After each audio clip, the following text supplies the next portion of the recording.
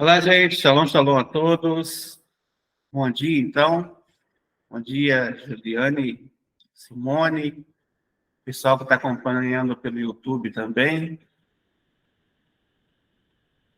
Nós estamos iniciando, então, nosso estudo, continuação do nosso estudo a respeito da criação. E hoje nós estamos entrando no quarto dia da criação.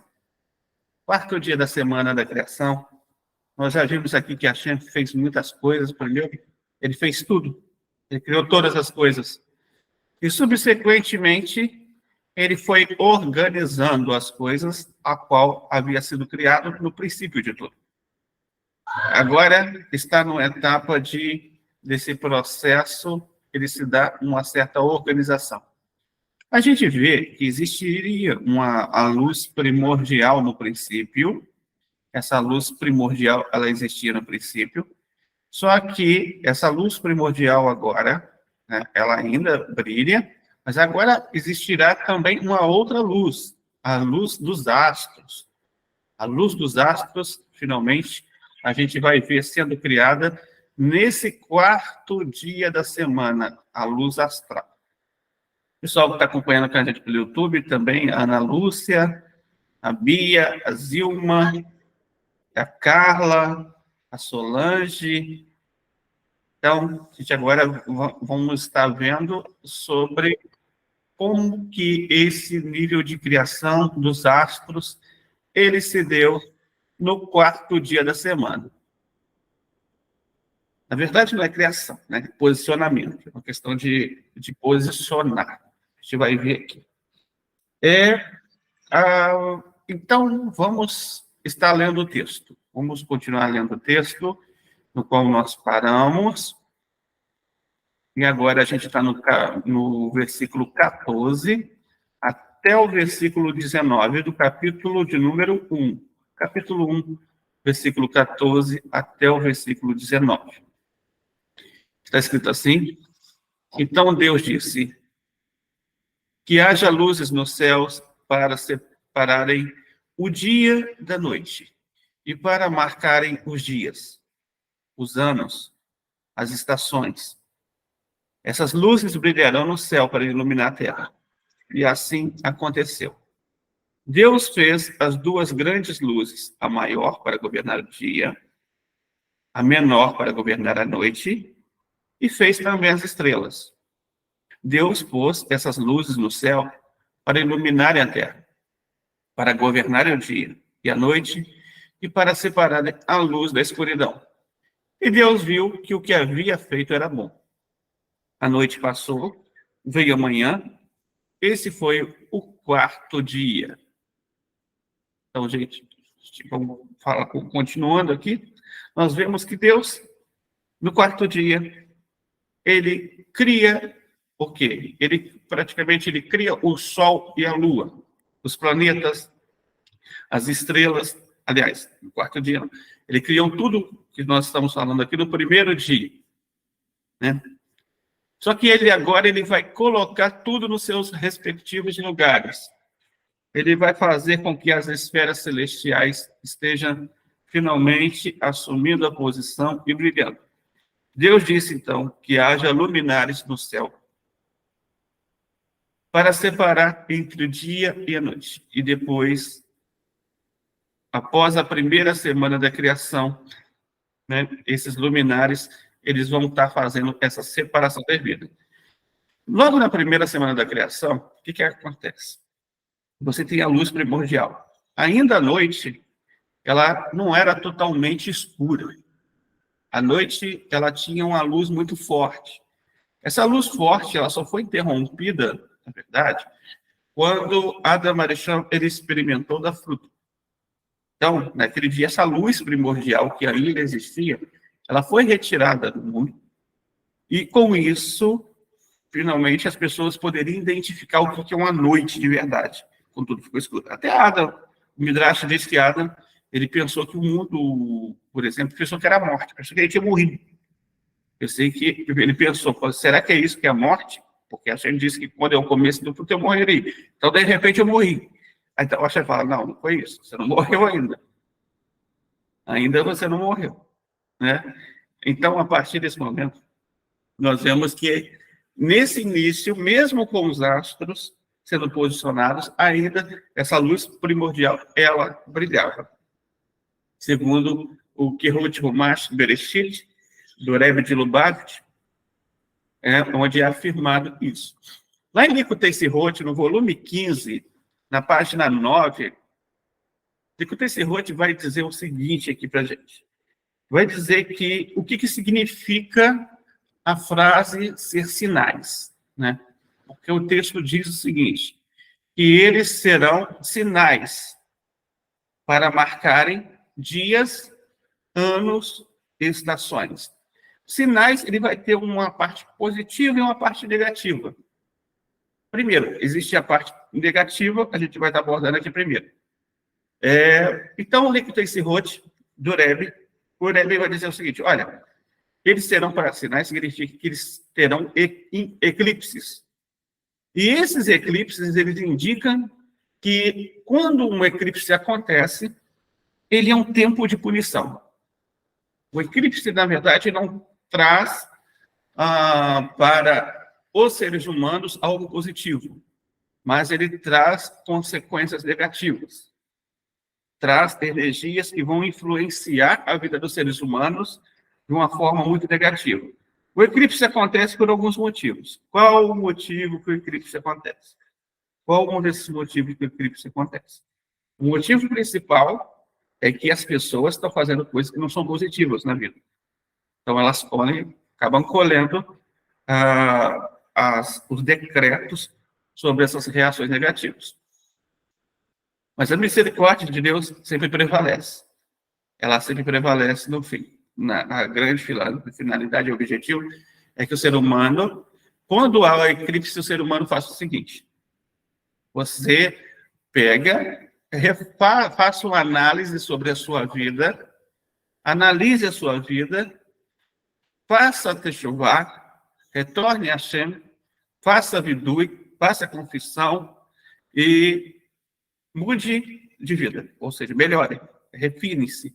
Então, esse é o ideal. Deu eclipse, é uma oportunidade que a humanidade está tendo para rever seus conceitos. Porque é melhor ter um eclipse também, aliás, ele pode trazer energia negativa, mas é melhor ter um eclipse do que o ser humano, todos os seres humanos serem destruídos, né? É melhor você colher um decreto menor do que um decreto maior.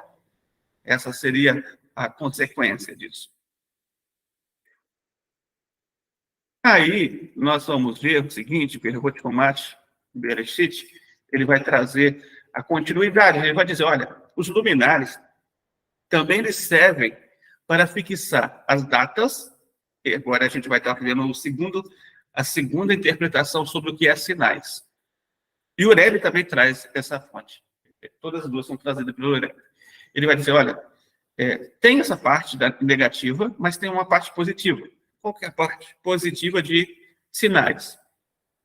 Significa que o Sol e a Lua, elas vão ser como critérios para as datas de calendário. As datas das festas judaicas, que vão ocorrer em pontos específicos do mês lunar e em estações específicas do ano solar. Ou seja, aqui você tem uma contagem de dias e anos, e uma órbita do Sol que mede praticamente o dia, né, um dia, 24 horas, e uma volta ao Sol anual que através da viagem, através dos períodos de constelações, né, dos masolímpicos, ou seja, do zodíaco, medindo o período, então, de um ano. Então, aí você tem essas duas formas para estabelecer quais são os dias. Vamos ver aqui uma coisa importante. Aqui a gente vai bater uma tecla muito importante para a gente entender. Existem vários tipos de calendários, entre vários tipos de nações.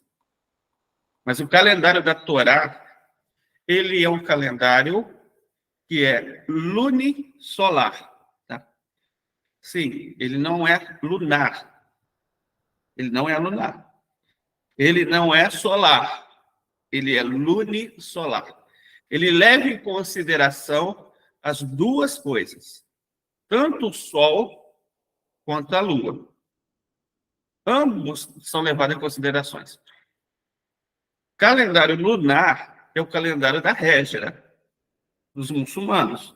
Eles são baseados totalmente na Lua. Só a Lua, só a Lua. Eles não levam em consideração a órbita ao redor do Sol. Calendário solar, calendário gregoriano, só leva em consideração a volta em torno do Sol. E não leva em consideração as luas.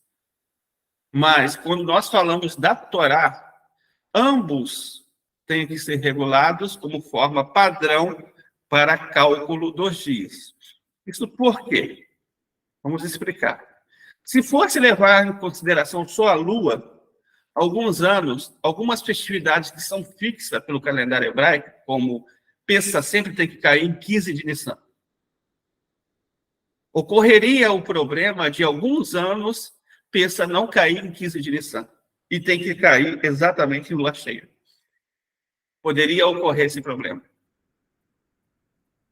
Por exemplo, uma outra questão é que em 10 de Tishrei sempre tem que cair, né?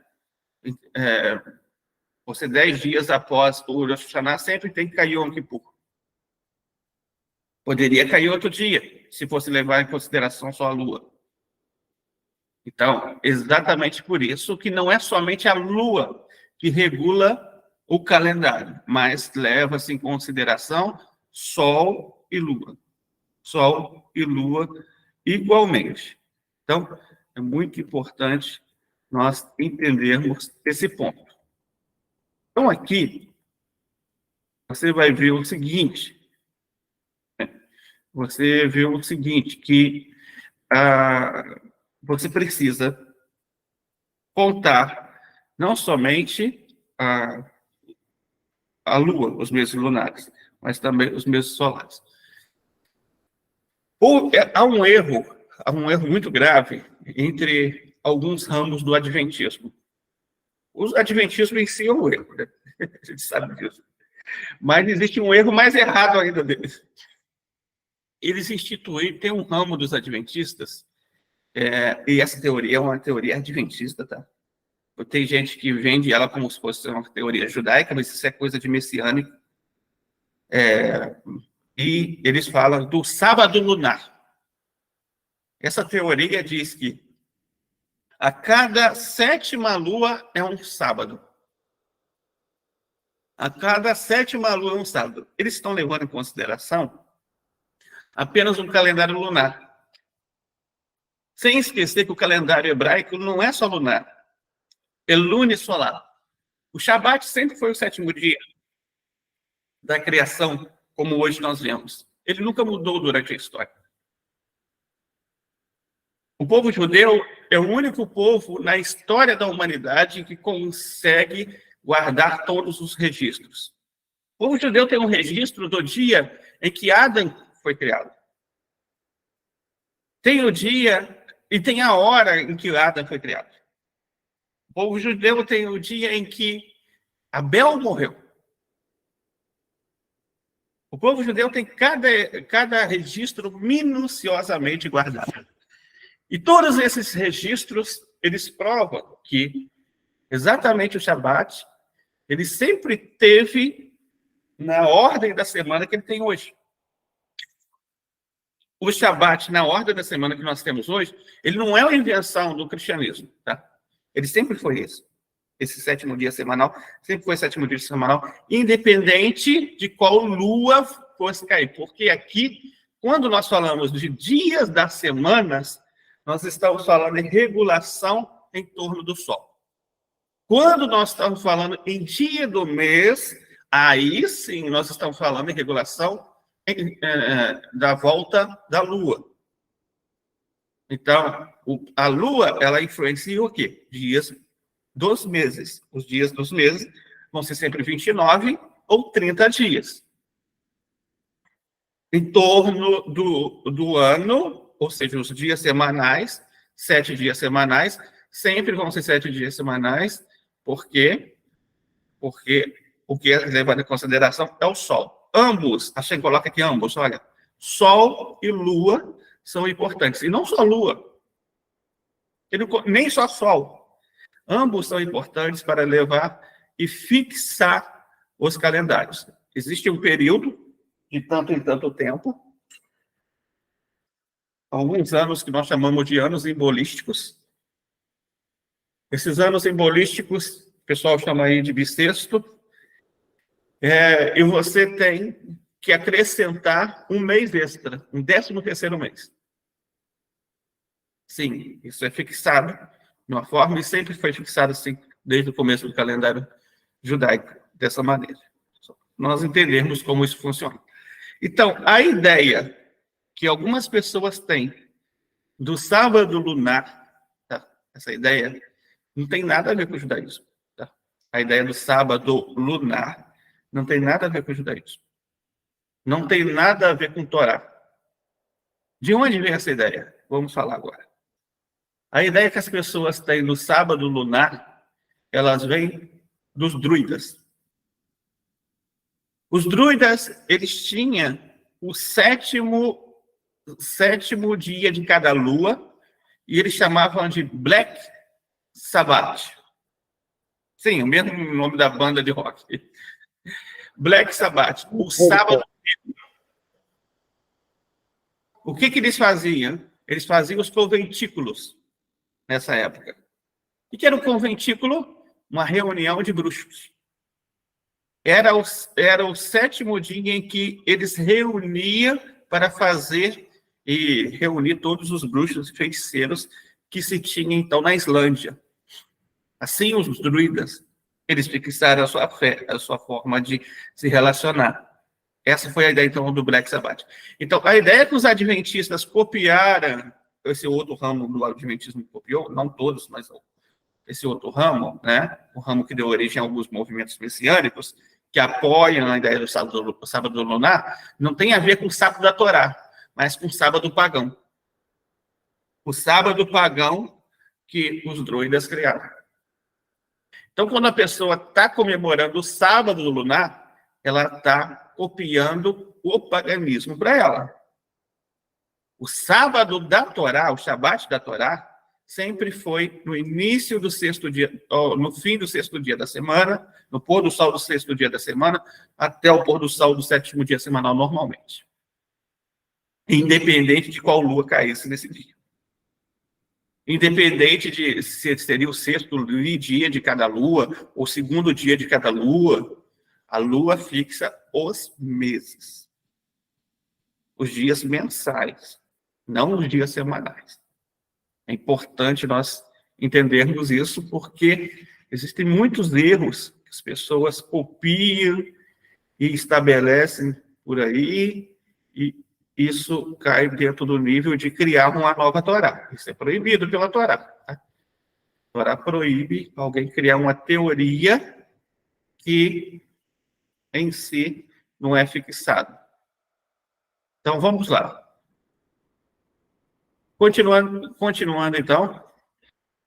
Então, aí, nós vamos ver que, depois desse estabelecimento do Sol e Lua como forma de calendário, e já vimos a parte negativa que eles têm, a parte positiva é o calendário, e a parte negativa é qual? A parte negativa é que, quando há eclipse, você tem um momento de severidade.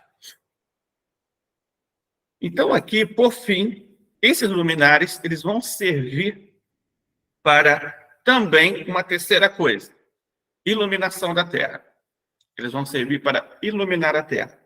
E assim, da seguinte forma, Deus, então, ele vai posicionar os dois grandes luminares, ou seja, o Sol e a Lua, que era originalmente, quando eles foram criados, eles eram ainda do mesmo tamanho. Não é igual nós vemos hoje. E aí o Midrash, ele vai trazer também lá, vai estar lá na Masechet Hulin, 60b, ou seja, o Tratado de Rolim 60b, e Urashi vai trazer essa fonte para explicar o seguinte. Urashi aqui ele vai explicar, olha, quando eles foram criados, esse Sol e a Lua, eles tinham o mesmo tamanho. Houve uma questão. Agora eu vou falar uma coisa para vocês, que talvez você não esteja muito familiarizado. Mas Sol e Lua, apesar de nós vermos de maneira física, e astros, apesar de nós vermos de maneira física, de acordo com a visão cabalística, eles são anjos. Tá? Eles são anjos. Nós apenas vemos eles materializados. Por quê? Porque o nosso nível de espiritualidade é muito baixo. Mas eles são, na verdade, anjos que têm tarefas e missões. Então, aqui, nós vemos que quando eles foram criados, houve o seguinte, né? A Lua, imediatamente, ela protestou, porque por ter que governar um conjunto em conjunto com o Sol. Então, Deus pegou a Lua, né, e diminuiu o tamanho dela. E quando ela, então, reclamou desse tratamento, Deus tentou apaziguá-la, apontando que sua luz diminuída permitiria que a luz das estrelas fosse visível, dando à Lua a aparência de ser atendida por muitos dessa forma, né? Quando, então, a Lua não se contentou muito. Então, Deus falou, olha, no futuro, uma oferta de expiação vai ser trazida no dia em que você vai chamar a Lua Nova. No dia em que você vai chamar a Lua Nova, vai ter no calendário chamado Rosh Chodesh. E nesse dia, você tem uma oferta especial no templo sagrado. Aí, sim, finalmente, a Lua, ela aceitou essa condição.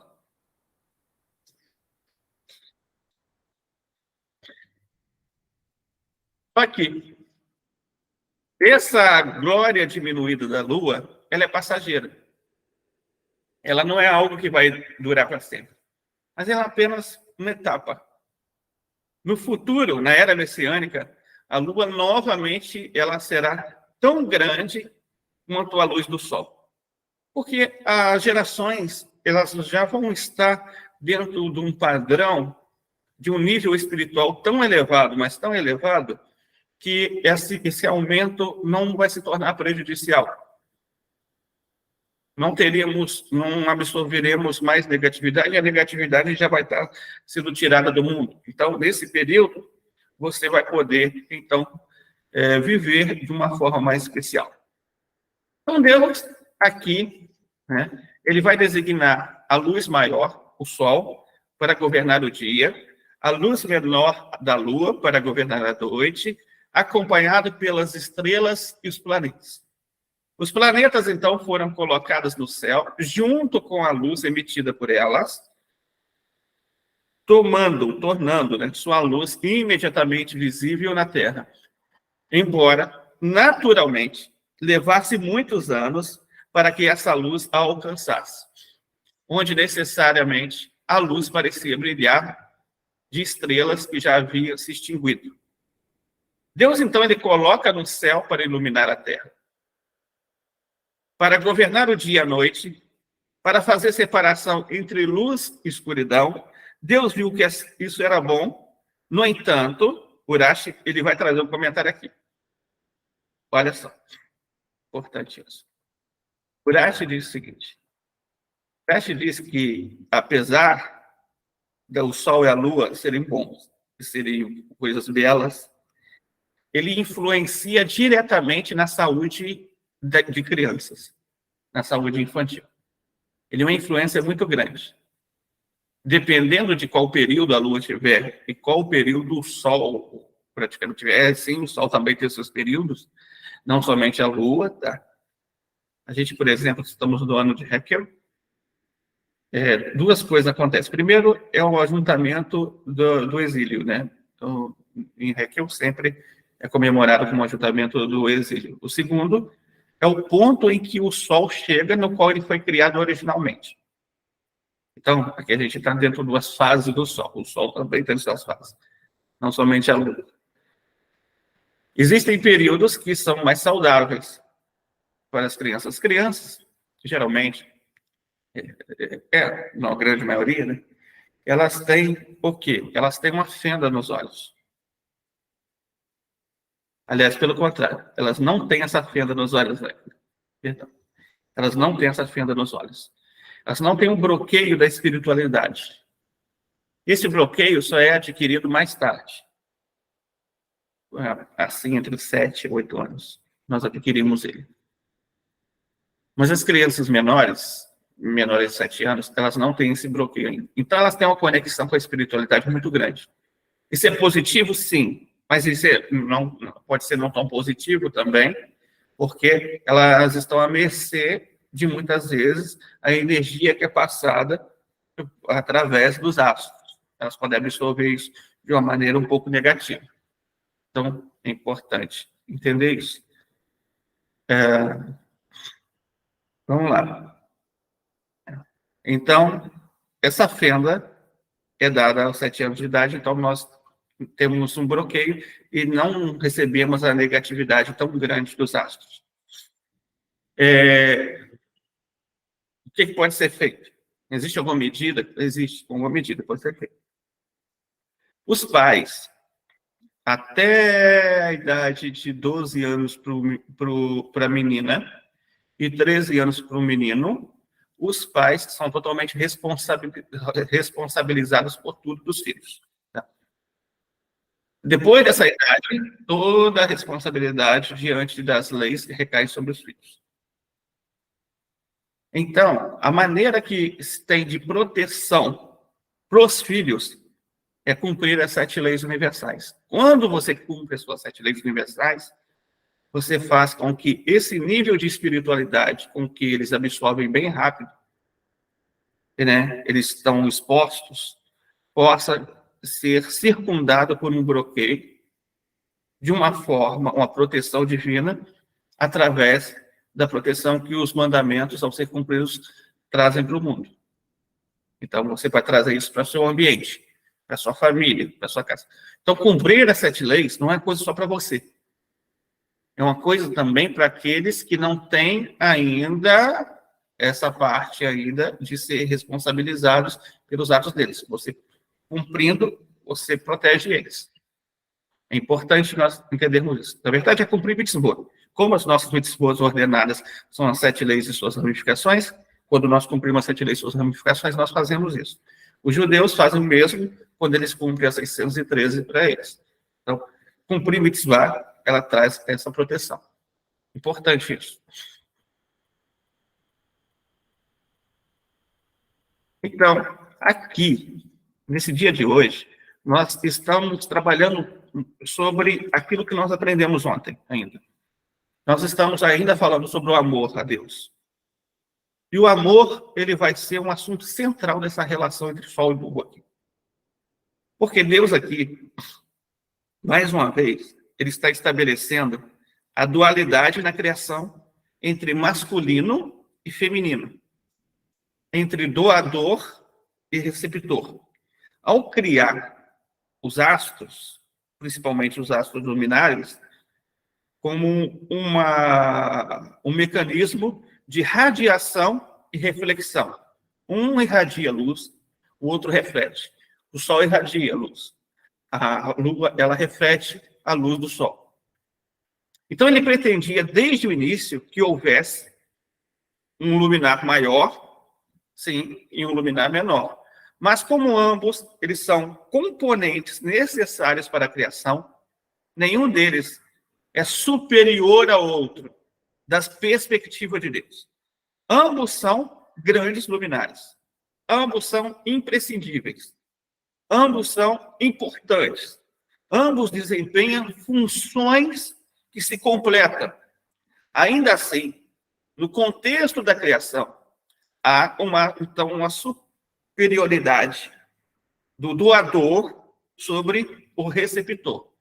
E para que o drama criativo se desenrole e a perspectiva da criação prevaleça sobre praticamente daquele doador, né? Assim que foi criada, a Lua foi imediatamente diminuída. No entanto, uma vez que a criação ela assumiu a consciência de, finalmente, uma consciência de criatura, Deus teve que garantir que ela não perderia de vista o objetivo dessa dualidade, dessa relação entre doador e receptor.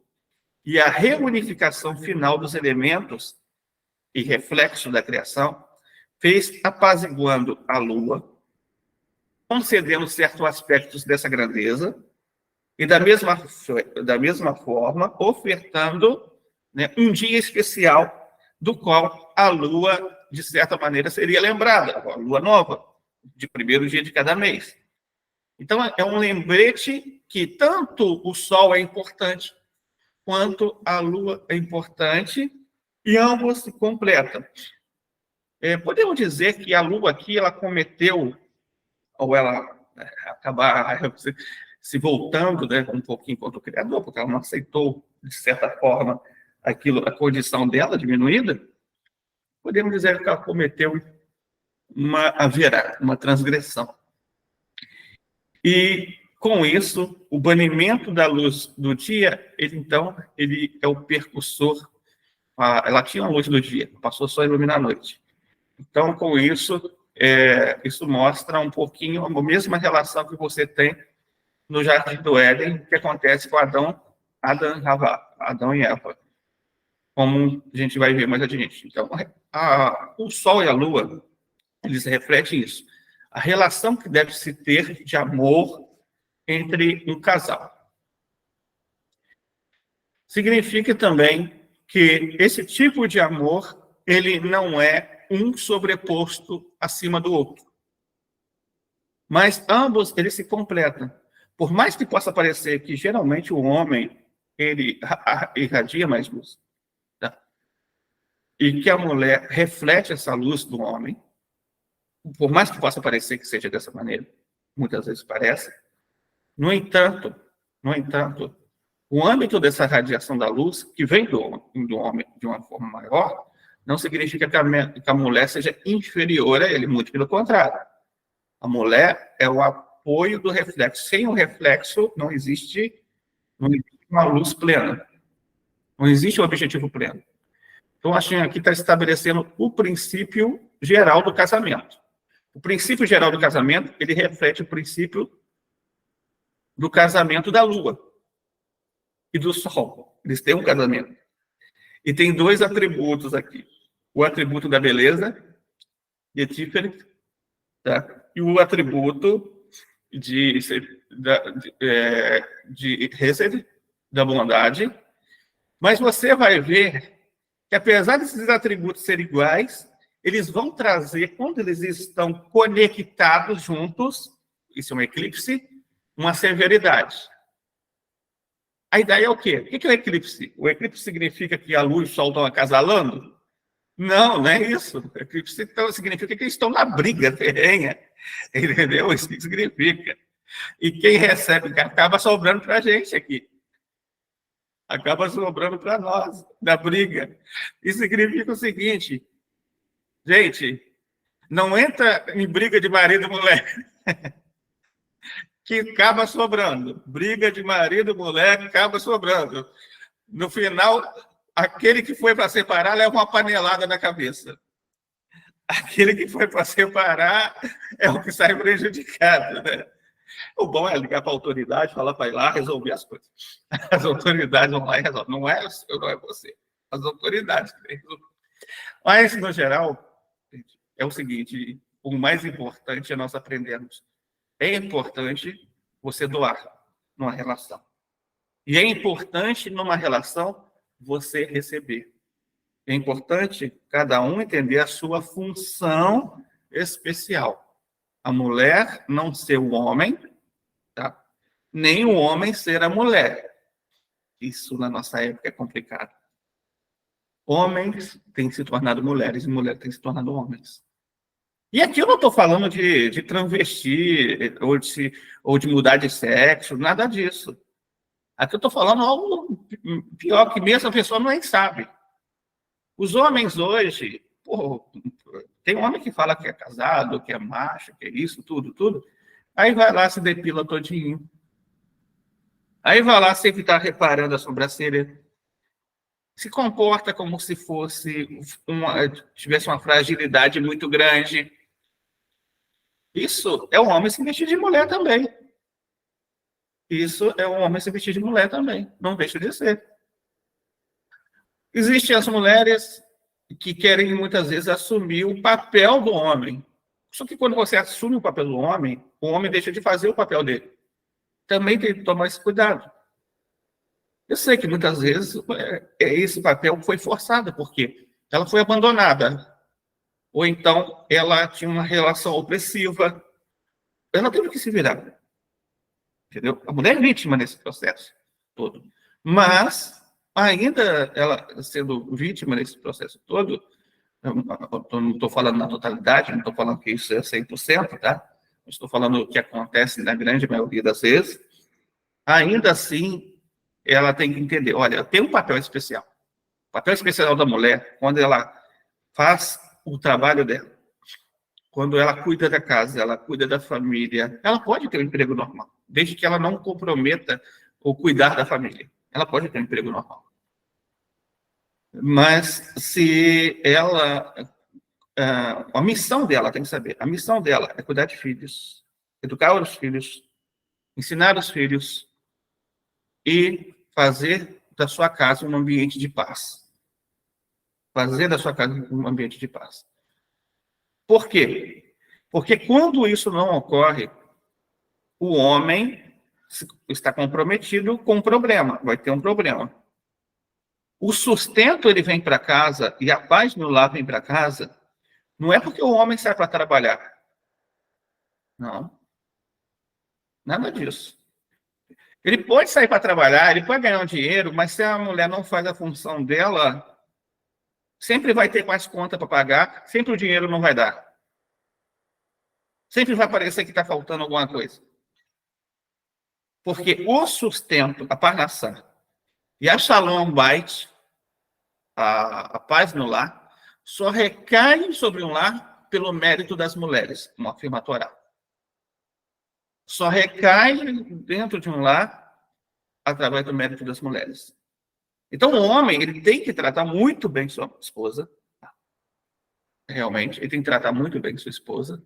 Ele tem que cuidar, ele tem que prover para ela aquilo que ela precisa, necessário.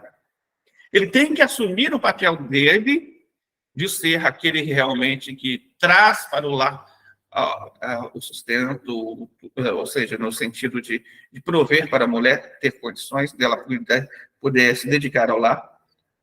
E caso ela queira trabalhar, tem uma coisa fora, pode também, mas desde que, conforme falei, se comprometer a missão dela, ela tem que voltar. Vai ter que voltar para completar a missão. Se ela se comprometer à criação dos filhos, educação dos filhos, porque educação dos filhos não é papel do Estado. Tá? Educação dos filhos não é papel de governo. Educação dos filhos é papel da família. É que nós terceirizamos isso. A nossa geração terceirizou. Aí todo mundo nasce numa época onde tem escola pública, as pessoas pensam, olha, que o normal é isso. Não. Escola pública existe desde 1900 para cá. Antes de 1900, cada um era educado homeschooling, ensino domiciliar, ou não tinha. Era assim que era feito. A educação da escola pública hoje é uma coisa nova. É uma coisa nova. O papel mesmo dessa verdadeira educação, dessa instrução, de estar demonstrando, é de pai e mãe.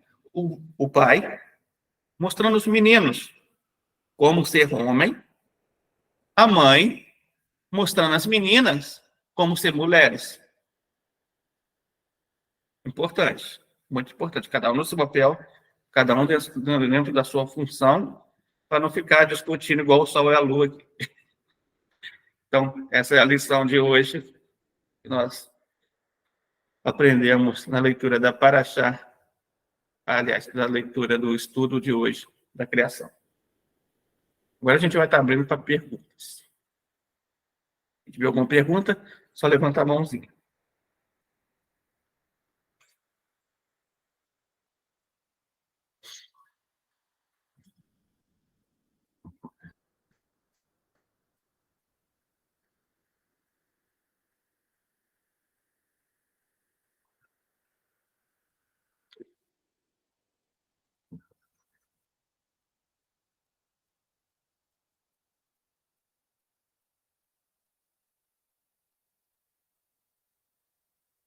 Alguém tem alguma pergunta? Georgina, pode falar.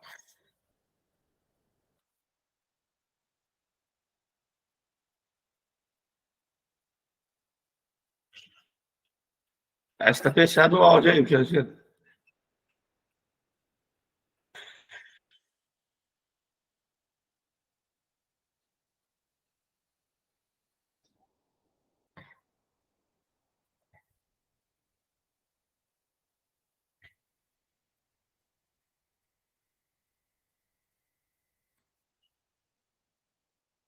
Entendi. Oi.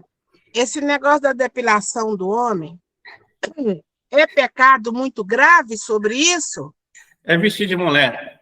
É efeminado.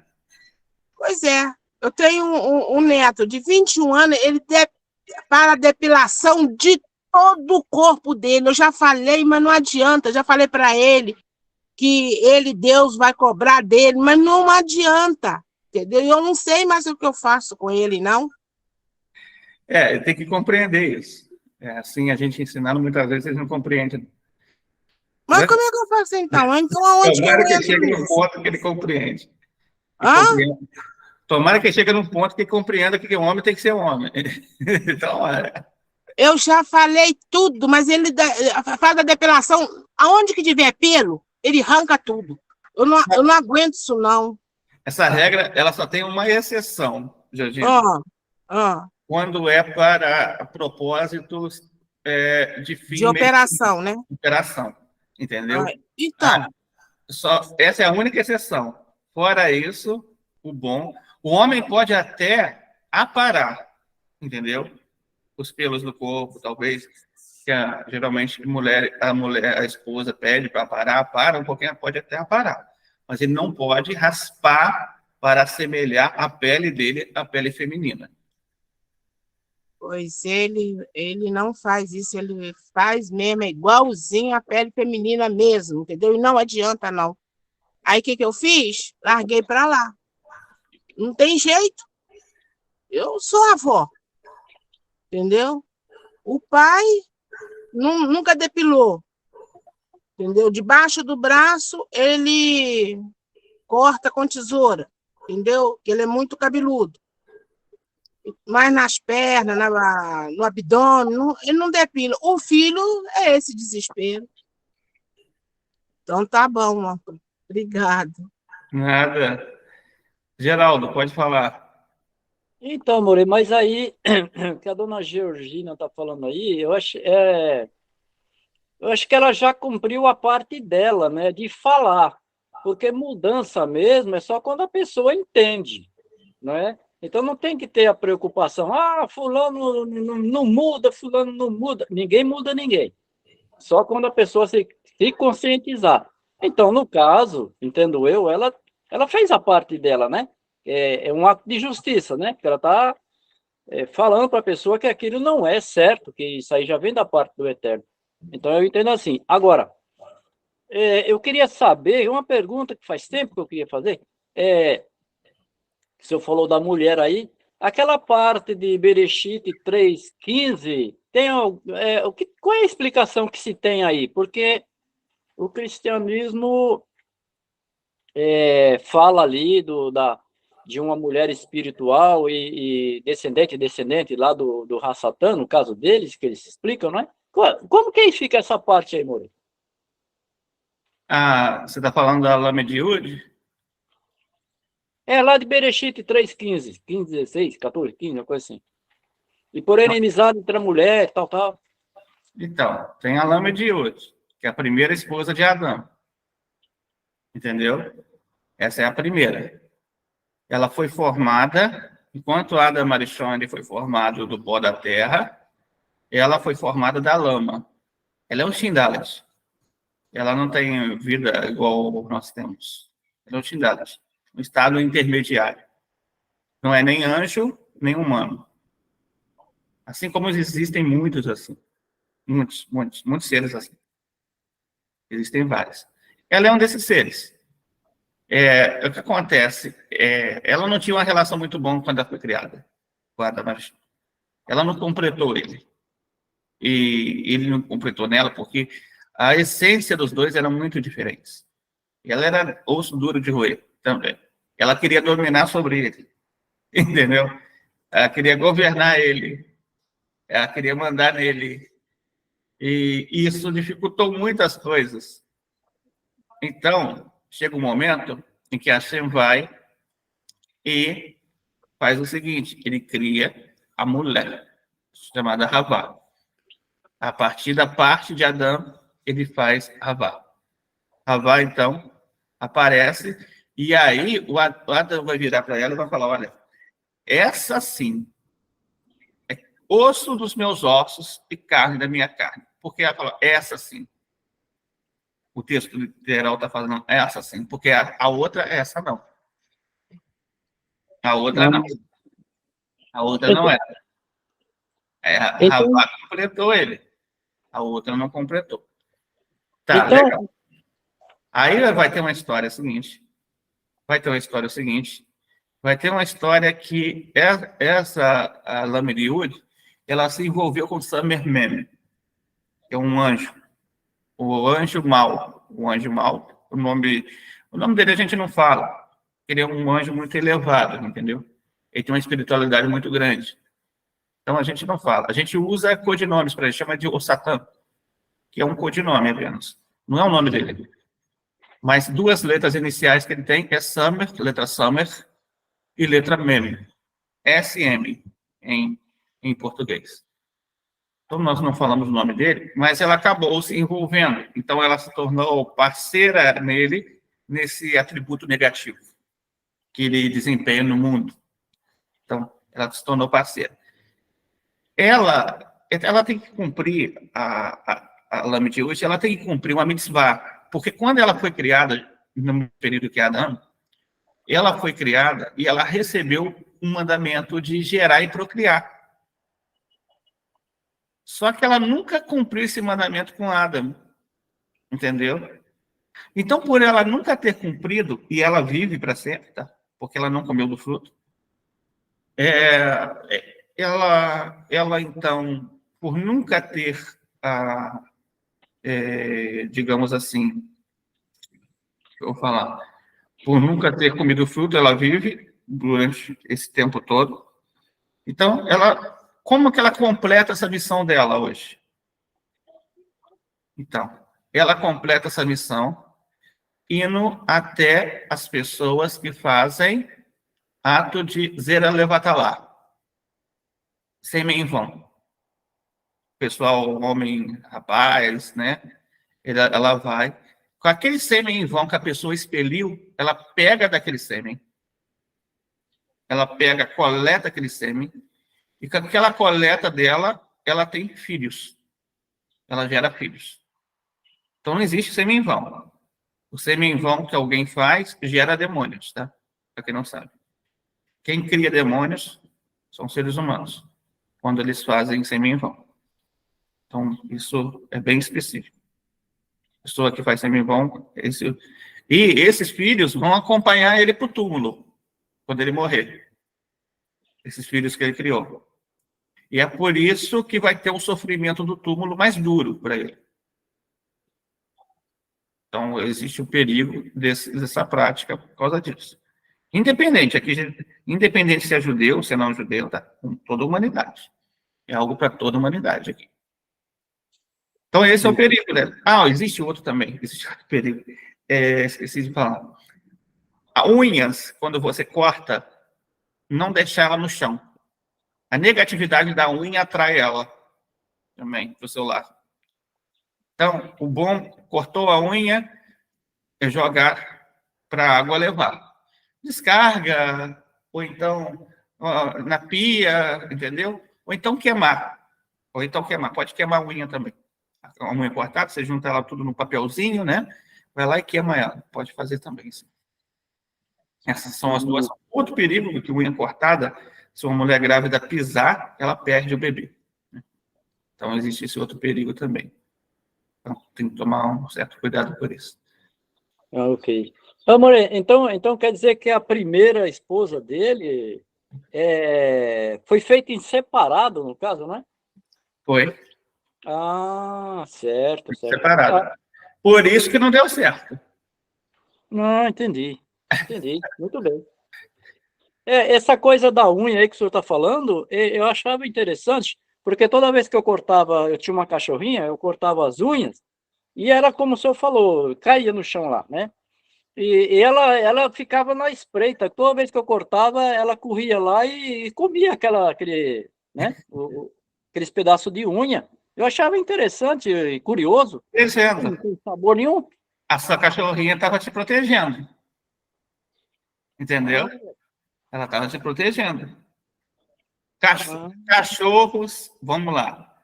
As crianças, quando nascem, e os animais não têm a fenda nos olhos da espiritualidade, tá? Que nós temos. Elas conseguem ver coisas que nós não vemos. Não sei se você já aconteceu com vocês. Mas, de repente, você vê um monte de cachorro latindo, late a noite inteira. Você pode chamar a polícia, pode vasculhar a casa, pode olhar em volta, você não vai ver nada. Você não vai ver nada. Mas o cachorro está vendo. O cachorro está vendo. Porque não é físico, é espiritual que ele está vendo. Que coisa. Interessante, muito interessante. Toda hora bárbaro. Simone. Bom dia. Professor, eu tenho uma dúvida sobre o sol, sobre a luz do sol. Queria que o senhor me explicasse. A luz do sol, ninguém vive sem um sol, né? O ser humano e todas as coisas viventes. Eu queria saber se a luz do sol é a luz de Deus que faz as pessoas ficar vivas, entendeu? Ótimo. Exatamente. O sol, ele recebe a luz divina e passa. Ele tem esse papel de passar. Entendeu? Essa luz divina. Ele recebe a luz com uma intensidade para poder transmitir. Ele como eu disse, ele é um anjo. Né? E como todo anjo, tem a missão de receber do Criador. O anjo, ele não é o autor do benefício, mas ele é apenas o reprodutor do benefício. Ele é um mecanismo pelo qual o benefício chega a todos. Assim é o sol também. Ele recebe essa luz divina e transmite para que tudo possa ter vida e continuar a existir. Entendi. E tem mais uma pergunta, que é uma pergunta do meu filho, que ele estava ouvindo aqui, só que ele não prestou muita atenção. Sobre o homem raspar, é o quê? Raspar a barba toda? Não pode... É barba, mas também são os pelos do corpo, tá? Entendi, agora ele entendeu. Obrigada. Nada. Então, aqui nós temos algumas outras perguntas. Tem a Bia aqui. A Bia está falando aqui, Maria Antônio, sempre fiz confusão da Torá, falar tarde e manhã. Então, se o dia começa quando o sol se põe, que horas ele termina? Então, vamos lá. Por que nós fazemos a entrada do Shabat ao pôr do sol? 20 minutos antes do sol, de iniciar o pôr do sol, a gente vai lá e acende as velas do Shabat, né? Aguardando para receber o Shabat. Na verdade, o que acontece no Shabat acontece sempre. Todos os dias ele começa ao pôr do sol. Não somente o Shabat começa. Todos os dias ele começa ao pôr do sol. Por isso que nós recebemos o Shabat no pôr do sol. Quando que termina? Tá? O Shabat, ele tem uma regra mais. Porque o Shabat, ele tem uma regra de você estender o Shabat. De você ultrapassar um certo limite do fim até mais um pouquinho. Por isso, depois que o sol se põe, 30 minutos depois que nós fazemos a Havdalah. 30 minutos depois do pôr do sol, quando realmente as estrelas estão todas no céu. Quando as estrelas estão todas no céu. Diferentemente dos outros dias da semana, que não precisa disso. Nos outros dias da semana, a partir do momento que o sol já se põe, já entardeceu, o sol já se pôs, já é o início do outro dia. Já não tem não precisaria desse limite de diferença. E tem também mais o quê? Deixa eu ver aqui. A Bia também pergunta. E para o Sol Maria Antônio, teve alguma condição especial dada por Hashem? Sim, a condição dele é fazer a missão dele, de transmitir luz para propiciar a vida. Lembrando, esses astros realmente, eles trazem as coisas, fazem as coisas acontecer. Por exemplo, os alimentos crescem pela luz. Por exemplo, você tem período de secas pela luz. Então, tem várias coisas que acontecem por causa da luz, né?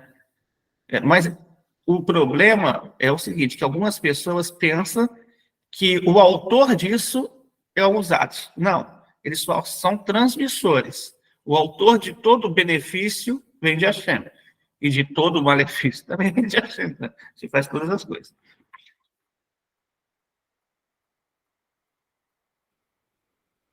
As crianças que não têm a fenda até essas idades, os pais ensinam para os 7 leis. Isso mesmo.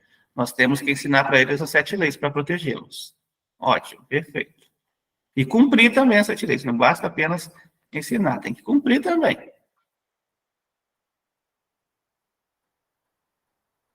Geraldo, pode falar.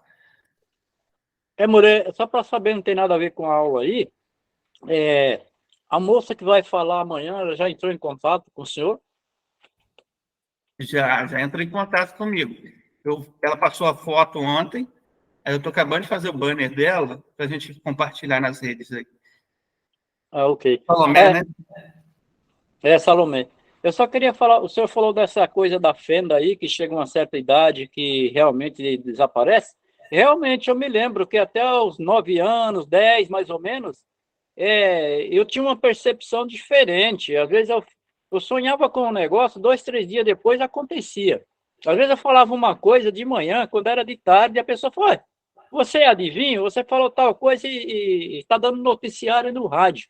Aí depois acho que foi com uns 12 anos mesmo, ou 13, sumiu essa habilidade, e até hoje eu me questiono, como é que de repente assim, virou fumaça? Aí nessa sua explicação eu entendi muito bem. Muito obrigado.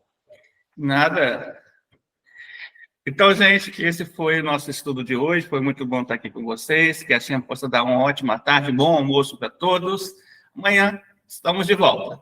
E hoje, serviço da tarde, 5 horas da tarde, 12h20, Salmo com as Mulheres. Shalom, shalom a todos. Até logo.